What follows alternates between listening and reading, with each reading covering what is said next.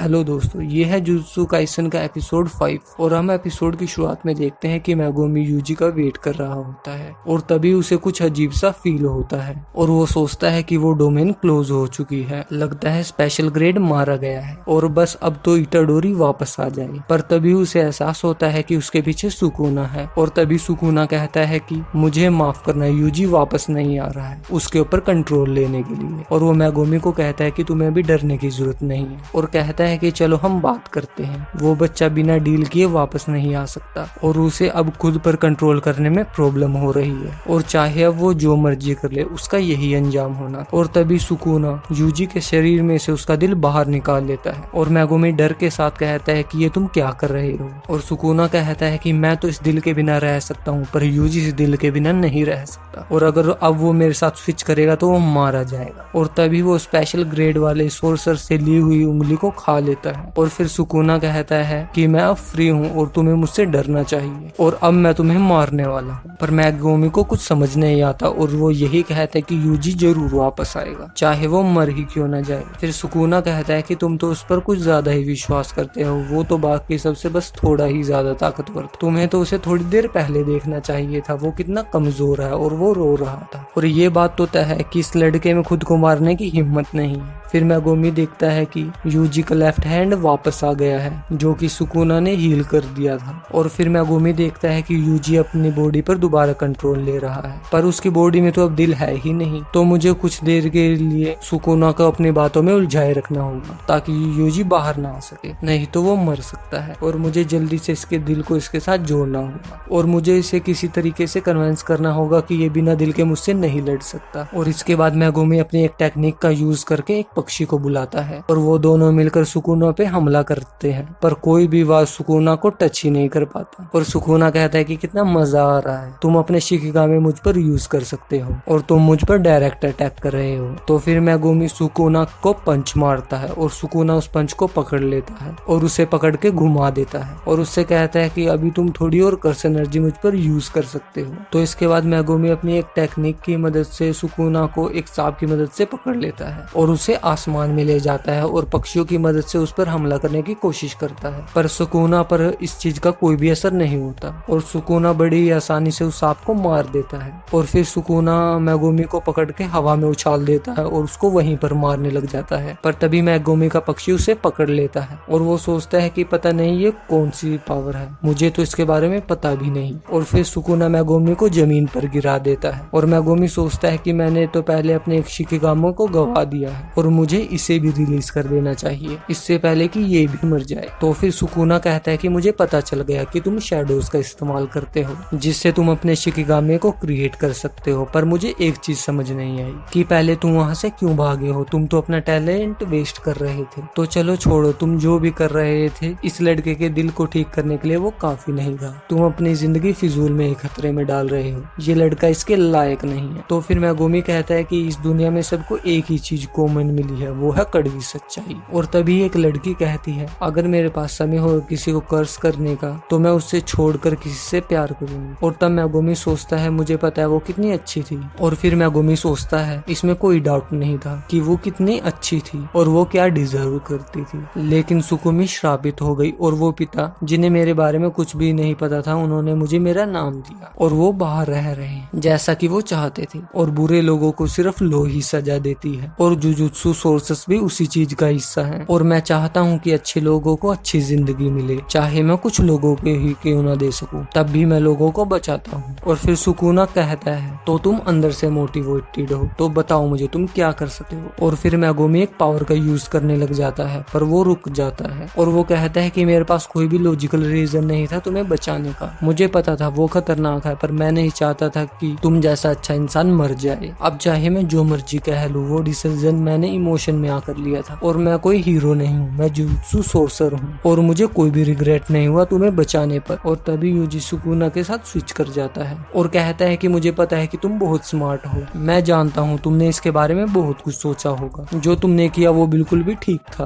पर शायद मेरा डिसीजन भी गलत नहीं था, मुझे माफ करना, मेरा और तुम्हारा साथ यहीं तक था और मुझे अब किसी की चिंता करने की जरूरत नहीं है। और फिर यूजी जमीन पर गिर जाता है और बहुत तेज बारिश होने लग जाती है और हम यहाँ देखते हैं कि एक इंसान बहुत सारे लोगों के बीच में खड़ा होता है और उसके आसपास बहुत सारे राक्षस होते हैं। तब उनमें से एक राक्षस कहता है कि क्या तुम मुझे बता सकते हो कि तुमने सुकूना को पहचानने के लिए उसकी फिंगर का इस्तेमाल क्यों किया। तो वो इंसान कहता है कि वो टेस्ट इतना भी कामयाब नहीं था, पर शायद हमें कुछ चीजें पता चली हैं। और तब वो खाना खाने एक रेस्टोरेंट में जाते हैं और फिर हम देखते हैं कि एक मुर्दा घर में एक ऑफिसर गोजो को सारी बात समझा रहा होता है। तब गोजो कहता है कि ये जानबूझकर किया गया है कि फर्स्ट ईयर स्टूडेंट्स को स्पेशल ग्रेड सोर्सर के साथ लड़ने के लिए नहीं भेजा जाता। एग्जामिनेशन को सस्पेंड करवाया था, पर कुछ हायर ऑफिसर्स को ये अच्छा नहीं लगा और मेरी एब्सेंस में उसे वहाँ पर भेज दिया ताकि वो स्पेशल ग्रेड की मदद से इटाडोरी को मार सके। अगर वो दोनों भी मारे जाते तो ये मेरे लिए बहुत मुसीबत की बात होती और उनके लिए तो एक तीर से दो निशाने हो जाते। और वो ऑफिसर कहता है कि जब न्यूज आई थी तो किसी को नहीं पता था कि वो स्पेशल ग्रेड सोर्सर है। तब गोजो कहता है कि मुझे तो लगता है कि सभी हायर ग्रेड ऑफिसर्स को मार देना चाहिए। तभी एरी वहाँ आ जाती है और कहती है कि तुम मुझे बहुत इमोशनल लग रहे हो, लगता है कि तुम्हें वो बहुत पसंद था। तब गोजो कहता है कि मैं अपने स्टूडेंट्स का बहुत ख्याल रखता हूँ। तभी एरे कहते हैं कि तुम्हें इसे परेशान नहीं करना चाहिए, ये तो हमारे हायर ऑफिसर्स के बीच में यूं ही पीस रहा है। अब गोजो कहता है कि मुझे इससे क्या लेना देना। तो फिर एरी कहती है कि यह है सुकुना की वेसल, तो क्या मैं इसे काट सकती हूँ। और गोजो कहता है कि बस इसका ख्याल रखना। तो फिर यहाँ नोबारा कहती है कि ये क्या पहली बार है कि तुम्हारा एक पार्टनर मरा है। तो मैगोमी कहते हैं कि हाँ ये पहली बार है जब कोई मेरी सेम एज का मरा है। फिर नोबारा कहती है कि तुम फिर भी खुद को अच्छी तरीके से संभाल रहे हो। और मैगोमी कहता है तुम भी। और नोबारा कहती है कि मैं तो खुद को संभालूंगी ही ना, मैं तो उससे बस 2 हफ्ते पहले ही मिली हूँ और मैं जिस इंसान को जानते ही नहीं उसके लिए कैसे बुरा फील कर सकती हूँ। और वो दोनों उदास हो जाते हैं और तब वहाँ पर मैकी जैनिन आ जाती है और कहती है तुम बहुत उदास लग रहे हो मैगोमी, क्या कोई मर गया है। और तभी एक पांडा माकी को कहता है कि तुम्हें ये सब नहीं पूछना चाहिए, क्या तुम्हें पता नहीं कि सच में कोई मर गया है, एक लड़का जो फर्स्ट ईयर में था। तो माँ के गुस्से से कहती है कि तुमने मुझे पहले क्यों नहीं बताया, अब ये लोग सोचेंगे कि मेरे अंदर दिल ही नहीं है। और फिर नोबारा पूछती है कि ये लोग कौन है। तो मैगोमी कहता है कि ये 2nd ईयर के हैं, जिसमें से माँ की जैनिन सबसे अच्छी स्टूडेंट है जो कि श्रापित हथियारों को अच्छे से कंट्रोल कर सकती है। और दूसरे का नाम है टोके इनोमाकी और ये एक कर्स स्प्रिट यूजर है और ये सिर्फ राइस बॉल्स के इंग्रेडिएंट्स ही बोल सकता है। और ये एक पांडा है और ये है योका ओटोक्सु